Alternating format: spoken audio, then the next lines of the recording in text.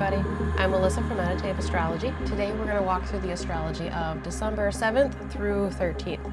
We have quite a bit going on for Mercury this week, so it's a big process for the mental realm this week. So we're gonna talk about all of that, talk about the aspects. Before we do, if you haven't already, go ahead and subscribe to the channel. That way you don't miss anything we have going on here, like these weekly videos and the live meditations that we have, 8:30 p.m. Eastern Time, Sunday nights. Those are astrologically guided meditations where we focus on the astrology, we talk a little bit about it, but then we sink into a meditative space. We sink into a personal contemplative space where you can really connect with the energies, connect with the astrology and how it's working in your own personal life, spending some time in that conversation, in that space, with the energies, with the planets, with the gods and goddesses, and really reflecting on how that is mirroring in your own life. So yeah, subscribe if you haven't. Join us Sunday nights and Saturday mornings for videos and for meditations. If you subscribe or follow whatnot on Facebook, Instagram, you'll see other posts, updates, things like that. If there's any meditation schedule changes, that stuff will all go on social media so we can stay connected there as well. The weekly intention that comes out Friday evenings, that is shared to social media, so Facebook, Instagram. Yeah, so like, follow, subscribe on all the things. And then of course, meditativeastrology.com is the hub for everything. Yeah, so let's go ahead and get right into this week. Quite a bit to talk about here. We're going to start out Sunday, December 7th, and our first aspect we're going to talk about is finishing up with Mercury in that grand water trine. Now, if you missed last week's video, go back and catch the tail end of that, where we talk about Mercury and Jupiter coming together within the trine. The exact trine between Mercury and Jupiter is Saturday the 6th, and then technically Mercury goes exact into the trine with Saturn on Sunday. So you may see it as a little bit of a process, but really you can picture these happening all together. So go back to that video for a refresher, or if you missed it, you can get caught up there on some of the Jupiter portion of this. But Mercury coming into the trine with Saturn. Breaking it down a little bit, we've been talking about this grand water trine space for months now, right? October, November, into December here. The water planets, or sorry, the water signs and those houses within our charts have been activated repeatedly. This is the last pass of that. I mentioned last week that I like how the process started with Mercury coming into the water trine space through the sign of Scorpio first, just ahead of Mars. Then we've had the Sun, and then we've had Venus come through that space as well. Mercury retrograded back into that space, and now it is moving in direct motion right back through that exact trine. It's like a process that started in the mental sphere, had some revisions, had some reworkings after picking up some experiences and awarenesses and things like that. Had some reorganization, some rearranging. Now we're coming back through mentally again. Maybe there's a little more mental clarity. Maybe there's a little bit more mental ability, or even just a forwardness to address things. Mercury has just recently stationed direct as the morning star, so it's a little bit more forward, it's a little bit more masculine, maybe a little bit louder, and maybe a little bit more motivated to act outwardly. So this last push that we have of the grand water trine coming through here, integrating the water and all that the water stands for. So you can look at the house topics of the water houses, where the water signs are within your own chart. If you come book a reading with me, we will look at that through the whole sign house system. That's the house system that I use. And you can look at how the water has integrated. So you can look at these houses and how they've been integrated. If you don't know your chart, that's okay. You don't even have to necessarily know what the houses are. When you think about water, we think about the things that the water element can represent. So we think about the different connections within our lives, right? We think about our origins and our emotions. These are the different things that water represents. We think about our connections as far as our connections with other people, our emotional bonds and attachments to others, to relationships, to different groups and organizations. It can be to physical material things. It can be to experiences. Those things that we are deeply connected to. When I think about the way water connects us, I think about I think kind of physically about how water is within the world. And we've been talking about this within the last couple months too, as you can look at the physical qualities of water. And these are things for us to contemplate on this week here.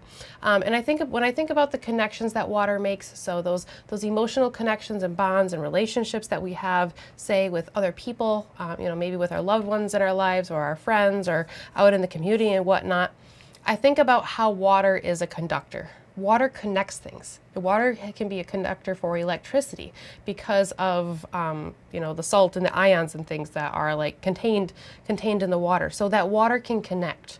Waterways connects larger, like small waterways will connect like larger bodies of water.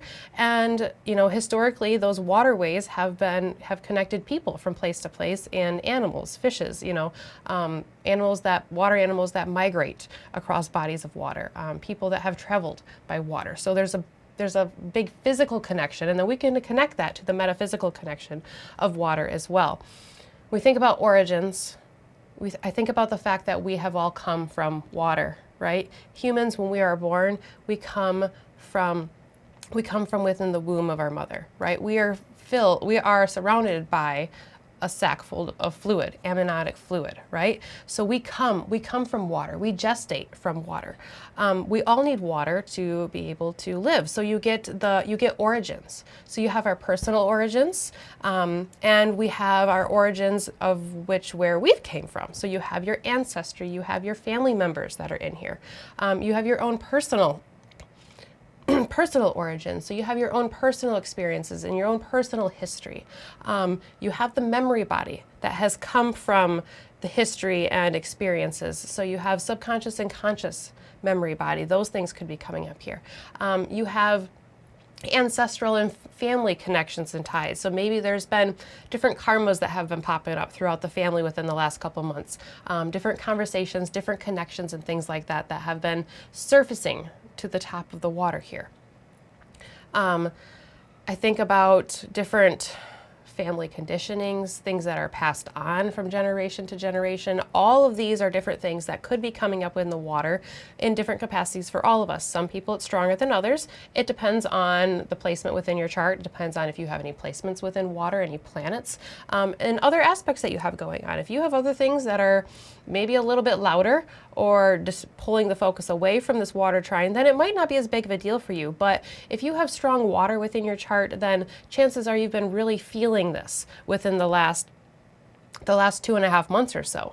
So we have this integration of water, of all of these water type things, right? Our emotions too. I forgot about our emotions. We are water, and our emotions connect so deeply to the different parts of our being, of our body, right? Our emotions, they affect our physical organs, they affect our mental sphere, they can, our energetic body. Like our emotions are very, very deeply connected to us. And the fact that we are such a large percentage of water feels like it connects to that emotional aspect, and how our emotions really are a big part of the basis for a lot of the different dimensions of our being here.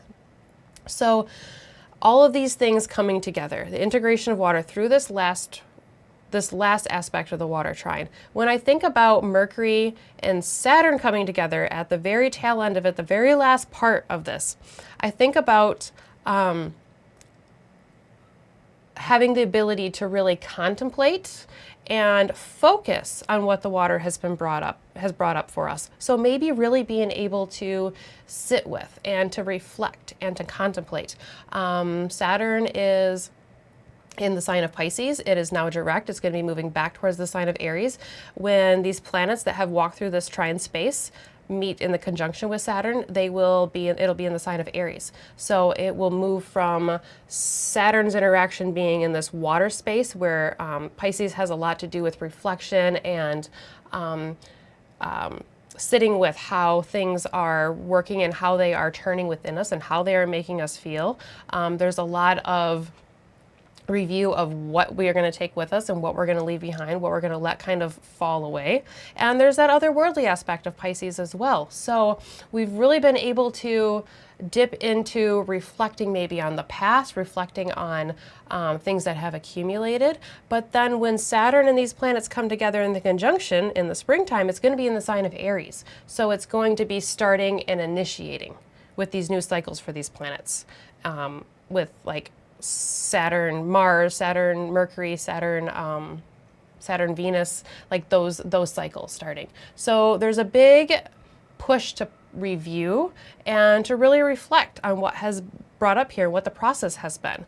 If we look specifically at Saturn, you know, the water, what does water do? It washes things away. We use water to clean things, right? It purifies. So what has been washed away? What has appeared within the space that maybe also has been cleansed by the water? So one thing that the cleansing and purification of water can do is it can wash something away so it's clean, so we can use it. It can be renewed, it can be refreshed, and it can be rehydrated if it was dehydrated, if it needed to be. But that washing away, maybe it reveals something that is underneath, so that maybe you can see something that you forgot was there, and then you can remember it in some sort of way. Speaking about hydration and dehydration, you know, we're talking about water, right? So, you know, have there been cups that have been refilled that were emptied? Maybe they were a little bit dehydrated. When I think about the hydration and dehydration aspect of water, I think about plants. I'm thinking about plants that are dry and they're a little bit droopy, and then many of them, minutes later after you give them water, they start to perk back up and they wake back up. So they are renewed, they are refreshed. And that process can happen pretty quickly, right? So it's just like how we can be drained, like our emotions can be, and our energetic body can be drained pretty quickly if we are not rehydrating and refilling ourselves. So for some of us, especially with heavy water placements, maybe there's been a lot about how do we refill ourselves? How do we reset our energy? How do we recuperate? Is there, for this, you know, maybe the emotional healing that has come through, have we learned how to really deeply care for ourselves in self-care ways that really nourish us and really hydrate our body? These are things that could be popping up, you know, things that have been dry and maybe need to be reconstituted. So there's different like powders in like the physical world. So like I'm thinking about like dehydrated meals. They are pretty crumbly and look pretty crappy when you pull them out of the bag. But then if you add water to it and you mix it up in there, then all of a sudden, you know, like, I don't know, maybe it's spaghetti and meatballs and it just looked like a big crumbly pile first, but then you add the water to it and you're like, oh, there it is. I can see it again. It's been rehydrated. These are the type of things that we can start to contemplate on this week and the things that we can start to look into. And with Mercury and Saturn coming together here, there is a very precise and a very focused, a very deliberate energy about it this week here. Maybe it's a little serious, maybe there's a little weighty focus with Saturn, but taking what comes up seriously, but maybe not rushing it, just allowing it to flow like water does, and maybe allowing it to just kind of weave and letting it kind of come and go, and letting water just kind of fill the spaces that it fills, and realizing that, looking at that, and focusing on some of that here this week.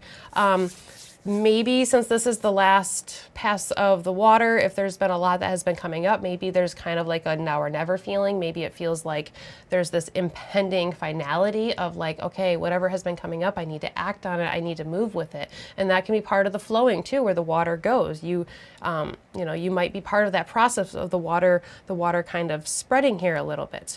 I think it's interesting to note that the moon will be moving through the sign of Cancer this day. So that will just up that extra water energy at the beginning of this week. So really just kind of flow with it if there's some energies and some, you know, some emotions that are coming up through here. So that's what we have coming through right on the start on Sunday. If we go ahead and move forward into Monday here, then we see Mars making the square with Saturn. Now, I've mentioned as these planets have moved into the sign of Sagittarius from Scorpio that they were going to start to make squares to the planets in the sign of Pisces. So personal planets have just went through the trine to Saturn.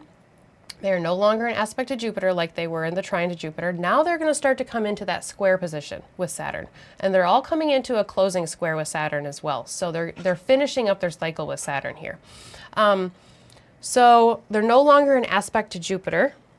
So maybe the direct knowledge and insight and care that has been received, maybe that is not quite so much at the forefront. It's still in the background. It's still part of the picture because Sagittarius is ruled by Jupiter. So it's like the insights and the knowledge and, you know, maybe the gifts and the care and the understanding that we've received, it's standing behind us. It's built maybe some sort of foundation with the trine to Saturn for us to be able to move forward. Okay, Saturn has a lot to do with the structures and the foundations and the bases of our lives, the containers that contains the different forms of our lives here. So we may, as this cycle is starting to come to a close, remember that I mentioned that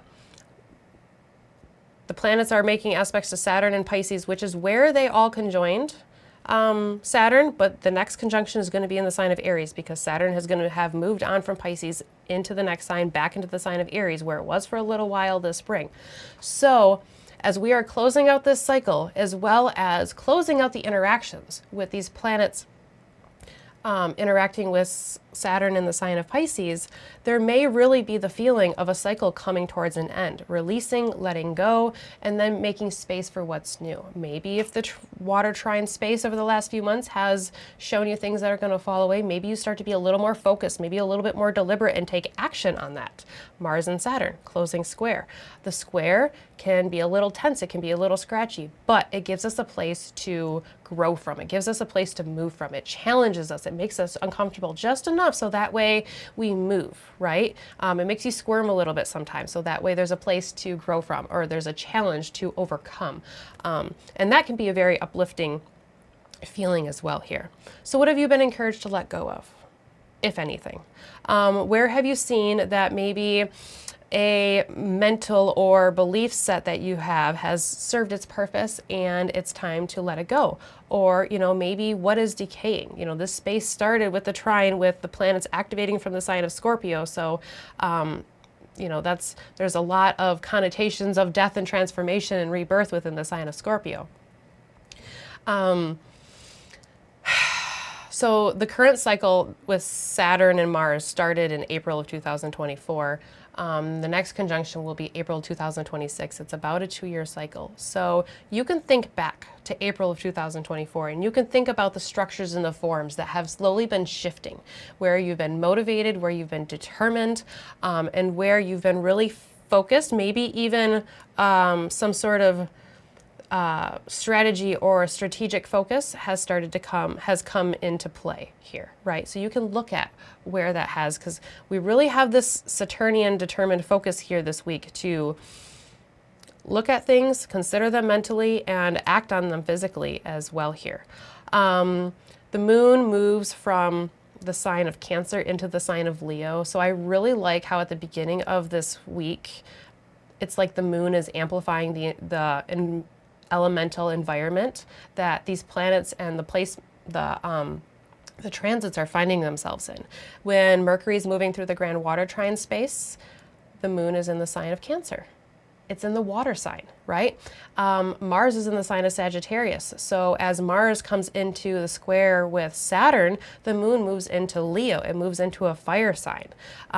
So the Leo moon can amplify that fire that Mars is feeling, that drive, that desire to be authentic and to speak itself and to express itself. It's as if the moon is speaking to the activation of Mercury and Mars interacting with Saturn early this week elementally. And I think that is really, really neat. So if we look at that and break that down elementally, we look at water. That's what we feel, what we connect to.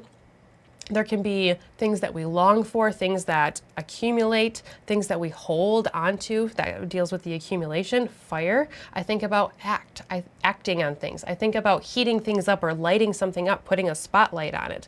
Maybe a release. Maybe we're inspiring ourselves.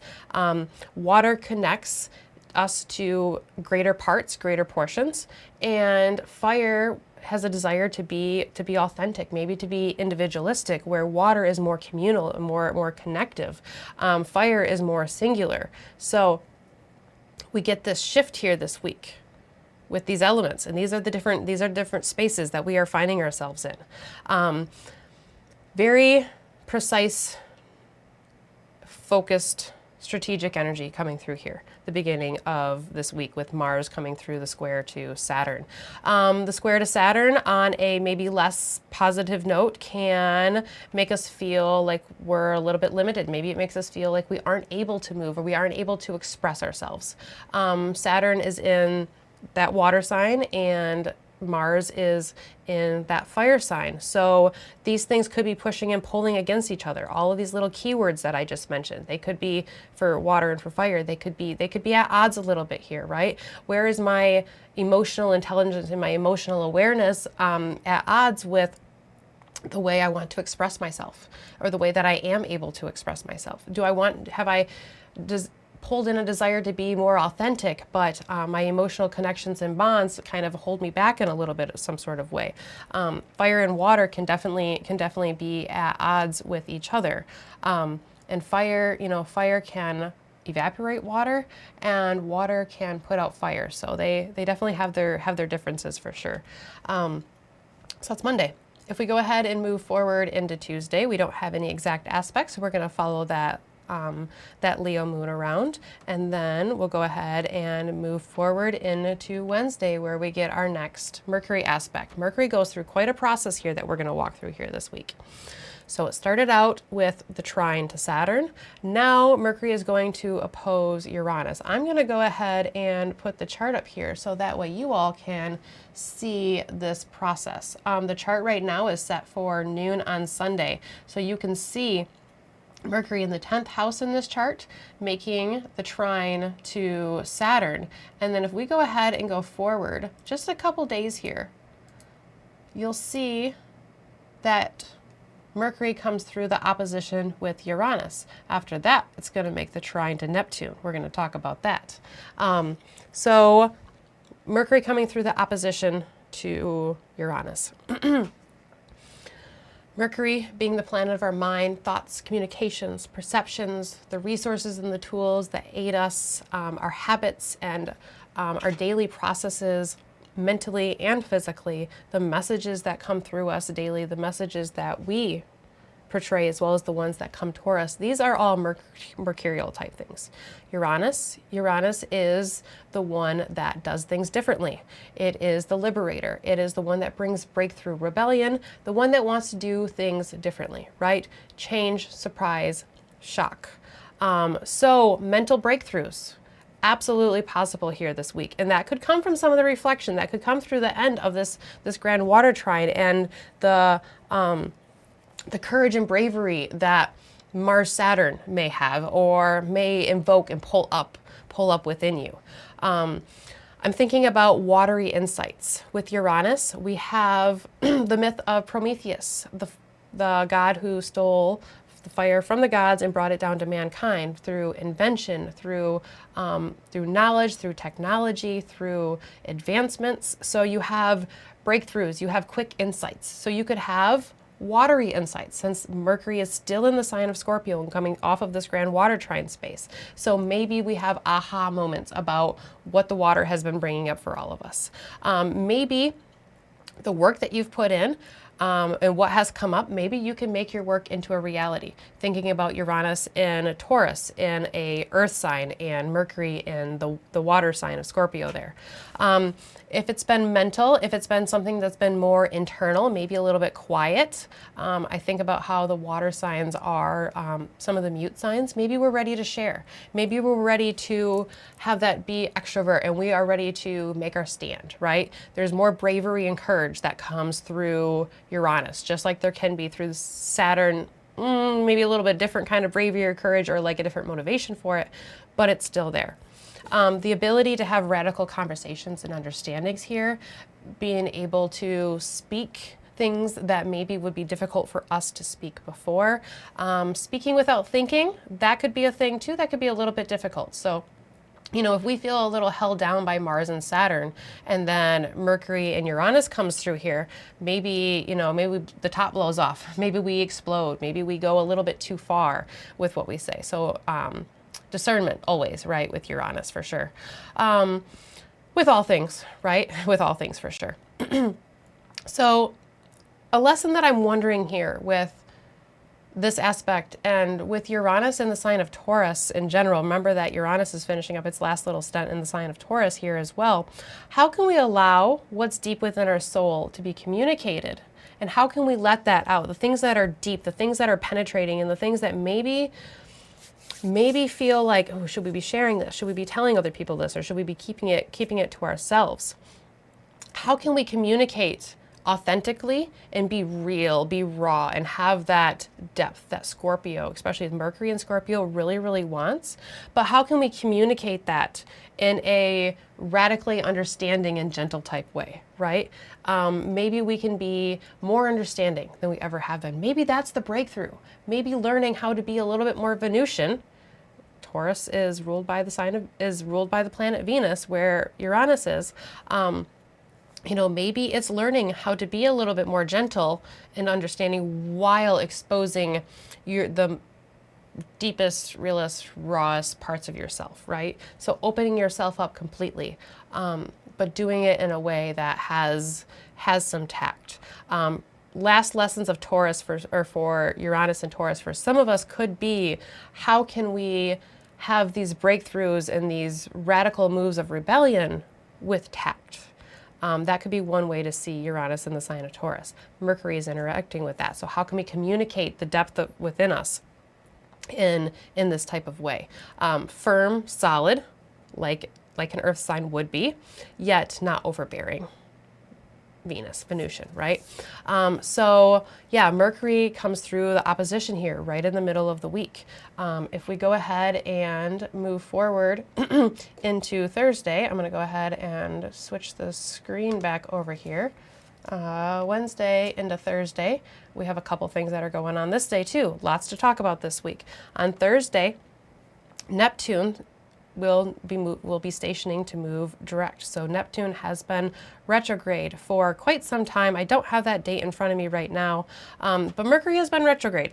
Or sorry, Neptune has been retrograde. Now Neptune is turning direct. As Neptune turns direct, it immediately comes into the trine with Mercury, who has recently also just went direct. Now, if we look at Neptune turning direct, this is going to push us into the last days of Neptune in the sign of Pisces. Next year, Neptune will move back into the sign of Aries, where it will stay for over a decade. We have had Neptune in Pisces since like 2011. So it's been like 14 years of Neptune in the sign of Pisces and an outer planet in the sign of Pisces, working its way through there. This is the last little push. When Neptune was retrograde here in this space and retrograded from Aries back into the sign of Pisces, I talked about how, you know, Neptune in Aries is very fiery, very inspired, very pioneering, and very much a potential to initiate, start, act, react based on our beliefs, based on what we feel within us. And then it retrograded back into the sign of Pisces.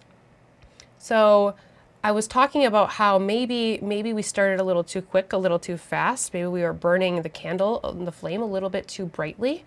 And we had to stop, slow down, come back into the sign of Pisces, and maybe remember the purpose. Maybe find a place to be re-inspired. This has been happening through the retrograde process up to this point. So this work has maybe been a little bit more internal or a little bit more inward. So if we've been looking for the inspiration, maybe we've been looking within ourselves to reconnect to source, reconnect to our creative endeavors and that which makes us feel fulfilled. So have you remembered what re-inspires you and what fills you up, but maybe from within inside? Has there been a longing within you that has resurfaced since Neptune has slowed back down in the sign of Pisces? Have we remembered, and are we ready to romanticize life again? Are we ready to step back into that creative flow where we see that childlike wonder in different places, right? That can be Neptune in the sign of Pisces, and then before it moves back into the sign of Aries. Ways that we connect versus disconnect could be coming a little bit more clear. Maybe some of that stuff has been surfacing here through the retrograde process. But really just looking at this re-inspiration and looking at it maybe moving from an internal form to an external type form. There's a lot of significations of otherworldly things, both in Pisces and with Neptune. So maybe inwardly we've been connecting to spirit in some sort of way. Maybe we've been connecting to our ancestors in some sort of way. Connecting to these otherworldly spaces, but feeling it within us. And now maybe now we're starting to bring that outward. So maybe now there's more external practices that you start to do. Maybe you start to find groups and communities that, can help you connect. Maybe you start joining some sort of faith group or something like that, or you start looking to external sources, you start reading more, you start taking in more information about something that really is inspiring you, and you feel drawn towards, and you feel connected towards here. And like I said, Neptune's going to come directly into the trine with Neptune. Both of them are recently direct, so how can they aid each other in this forward motion? How can that re-inspiration and maybe that spiritual connection, that otherworldly connection that we have to different things, how can we connect that with the mental sphere, with the mind, right?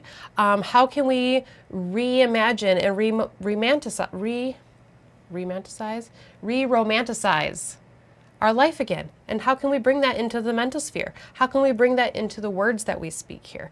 When these two planets come together, the mind can expand and boundaries can be released. So the forms and the structures, they start to unravel, and as they start to sometimes unravel, you can see things a different way. Think about like a present unwrapping. Once you can see what's underneath the paper, there might be something really beautiful under there, but I'm thinking about a present that just kind of like almost unwraps itself. So maybe it's like tissue paper that's just tied with like a loose bow, and then the bow unravels, and then like the tissue paper falls apart, and it just, and then you see whatever the beautiful gift is underneath there. Creative ideas comes along with that being re-inspired, talking about the otherworldly aspect of Neptune. We could have messages from spirit, ancestors, or other connections coming through, and really feeling inspired by those messages and those feelings that are coming through with them as well. Intuition, knowing, understanding, a depth within all of this, within the sign of Scorpio, is very possible this week. And once more, this is the last trine. This is the last trine for Neptune to Mercury from the sign of Pisces. The next interactions will be in the sign of Aries as far as the conjunction goes. So these otherworldly spaces that we have with Neptune in the sign of Pisces, the days are limited. The days are limited for this specific interaction for us here. So, if you wanna take advantage of that and reach into that, it's there. And then, just as Mercury makes that trine to Neptune, what does it do then? It then enters the sign of Sagittarius. So if we go ahead and I'm going to put the chart back up here again, and we're going to go ahead and just bring this forward. I don't even think we have to go a day. I think we can literally just go hours here, and we will see. Let's see here. Yep, so here is Mercury and Neptune coming into the trine Thursday morning. And then if we just bring this forward here. Okay, so this is Thursday at 9 p.m. So in the morning, the trine comes through exact. By the evening, Mercury moves into the sign of Sagittarius. You see quite the process that Mercury's going through here this week. It moves through that grand water trine space one last time. It goes through that interaction with Jupiter and with Saturn through the weekend, and then it moves through the opposition with Uranus, it moves through the trine with Neptune, and then it moves into the sign of Sagittarius. This is quite a journey for Mercury this week. Mercury will be in Sagittarius from December 11th to January 1st, so we have just under a month of Mercury moving through the Sagittarius house in our birth chart. Mercury in Sag can be bold, it can be energetic, it can enliven, and it can invigorate. This is a fire sign, right? Things are starting to heat up. If things have felt a little wet blanket-y, the fire is coming in, the passion, the motivation, and the drive is coming back, everybody. So whether we want it or not, speaking authentically here with Mercury in the sign of Sagittarius, learning, really wanting to understand. This is Jupiter's sign here, remember. So, you know, there is an opportunity for us through the month of December. And really for the rest of the year, because it'll move January 1st into the sign of Capricorn, to communicate with that Sagittarian area of our life and of our chart. We now have Mars, Sun, Mercury, and Venus all in the sign of Sagittarius. So there's lots of conversations and there's lots of actions going on in the Sagittarius house of our chart. So ask questions. Be curious. Where can I make shifts? Where can I make changes in this area of my life? It's a mutable sign anyway, so that house has a little bit of shifting, has a shifting tone to it in the topics of that house for you. Remember, that's specific to your own birth chart. So head over to the website if you want to do a reading to talk a little bit about that. But asking questions, having that conversation, this is a great thing to bring to our live meditations and contemplate on where you can see those shifts and where you can really communicate with that.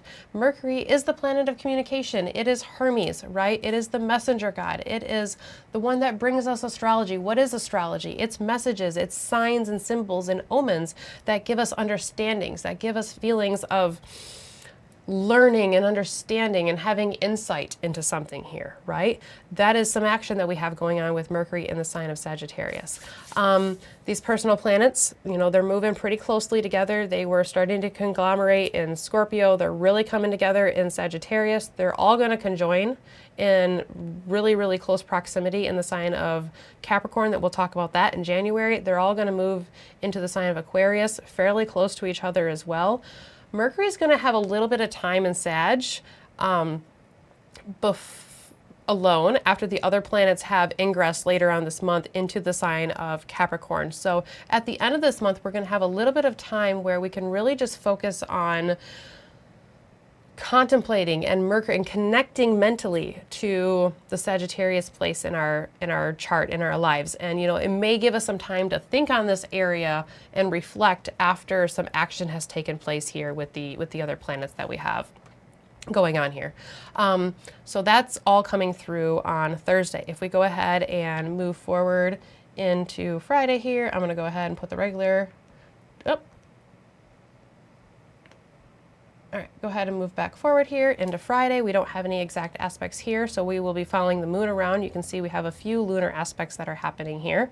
And then if we go ahead and move forward into Saturday, as Mercury moves into the sign of Sagittarius, it's going to start applying to a sextile with Pluto. So this is one last step for Mercury coming through here. Thoughts and actions, right? Air and fire coming through here. There can be a mental intensity that can come through at the end of this week here. Excuse me.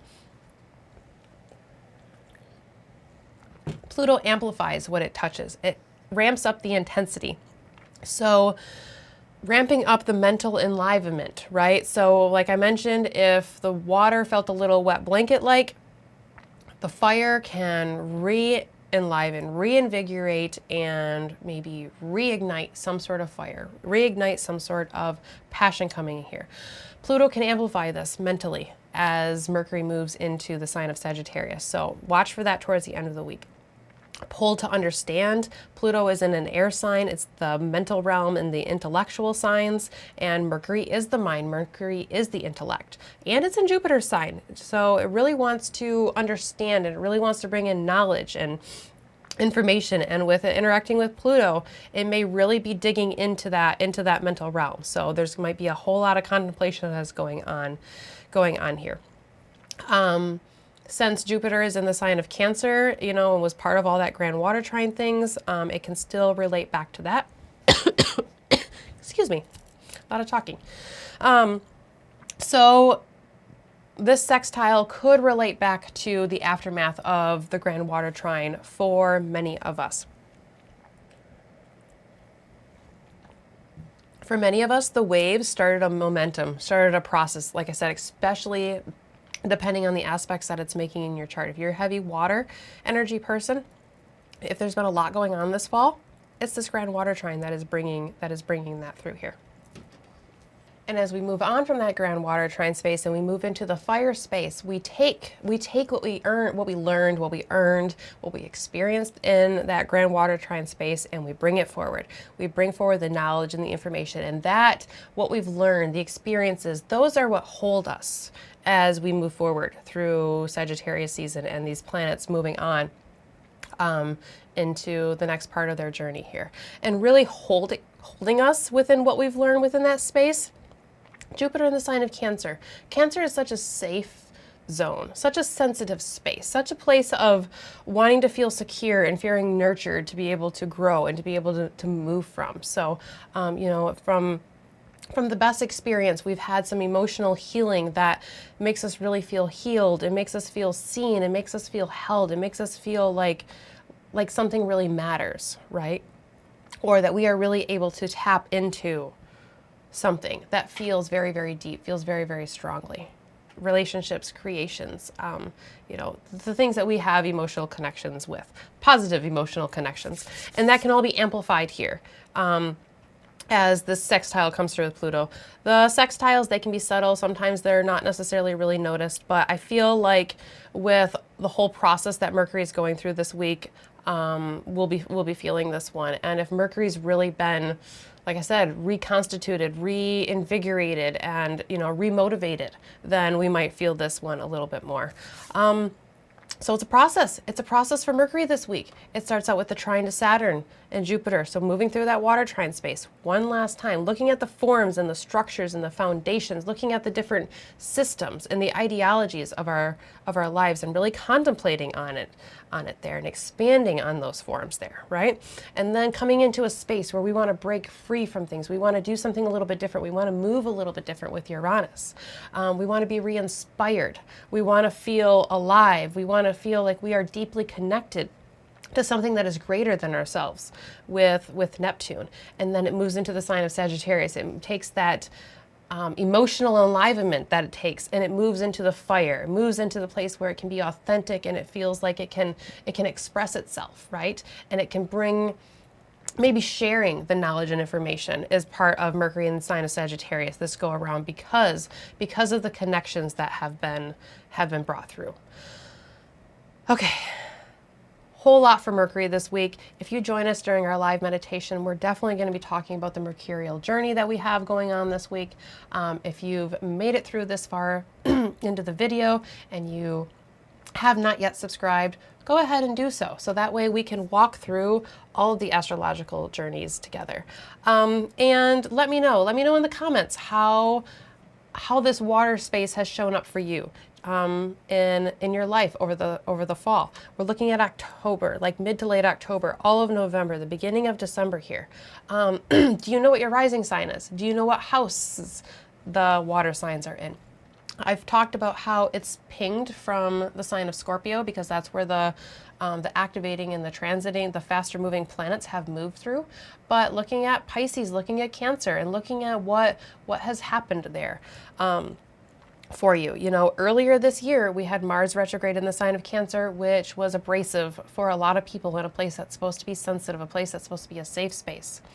Then Jupiter moved into the sign of Cancer and, you know, has been working towards finding ways to heal that space, right? Maybe Mars brought up some things that are a little brush, a little brass, and a little bit gruff, things that, you know, aren't really easy to look at. So maybe the healing that Jupiter has had to work with has been not all super pleasant, but in the end, what we learn can, you know, takes us to the next level, takes us to the next step of the journey. So let me know how it's all been going for you. And let me know how you're feeling at the end of this grand water trine space here.